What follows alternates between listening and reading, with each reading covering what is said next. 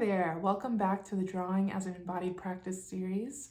If you don't already know me, my name is Zena, and I've put this series together to give you some options for exercises to begin your studio time, to use as short creativity warm-ups, or just as short mindfulness exercises to center yourself, ground yourself at the beginning, or maybe at the end of your day. Today we are going to look at blind contour drawings. You may be familiar with this exercise if you have studied drawing in the past. I think it's incredibly useful for anyone who wants to slow down and observe their environment in a new way. So let's cover the basics and get started. A blind contour drawing is performed by creating one continuous line that represents the contour or the outline of your subject, and it's done without looking at the paper. Instead, you're going to concentrate on the subject completely, focusing on the shapes and lines that create it. I love drawing this way because the outcome is not as important as the process. So you can let go of what your drawing's going to look like or any expectation of it even representing your subject. That's really not the point of creating these drawings. Instead, we want to slow down and focus on identifying the elements that form our subject, like shape and line. In addition to training our artistic eye, creating blind contour drawings improves hand-eye coordination and strengthens our mind-body connection by integrating what we're observing, what we're thinking, and how we are moving our hand across the page and turning that into a physical drawing. I'm going to show you 3 examples today. The first 2 are of the same portrait of my husband, and the next will be a drawing of some sunflowers on my desk. So you'll see those images in a second.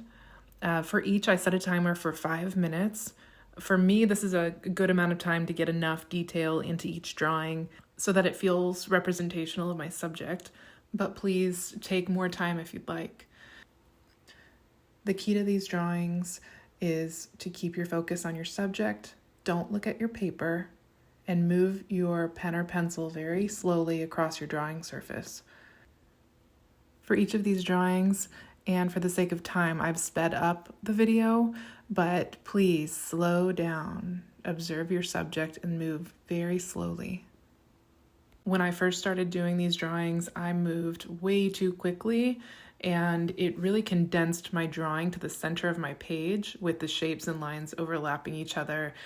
And then as I slowed down, I was able to get a better grasp over the space of my page in relation to the space of my subject, and really fill out the page and get some more detail into each drawing.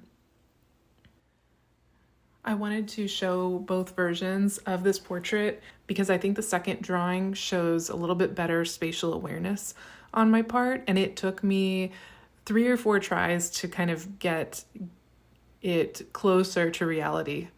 I would recommend taking some time before you begin drawing to assess your sheet, assess the size of your paper and the object that you're going to draw, and try to imagine how the object would fill the page before you begin, since you won't be looking down to kind of correct it as you go.